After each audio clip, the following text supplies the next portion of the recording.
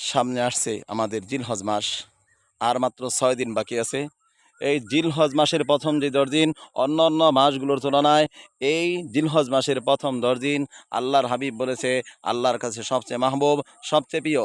এবং প্রতিটা দিন এরকম বলে, সিয়ামু কুল্লি ইয়াউমিন মিনহা বিসিয়ামি সানাতিন, এক একটা দিনের রোজা 1 বছর রোজা রাখার সমতুল্য।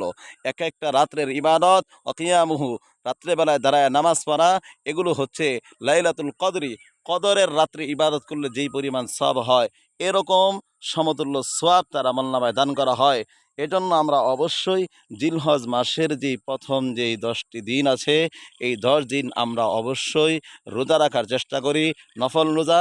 এমনইভাবে রাত্রেবেলায় নফল নামাজ দাঁড়ায় দাঁড়ায় পড়ার চেষ্টা করি।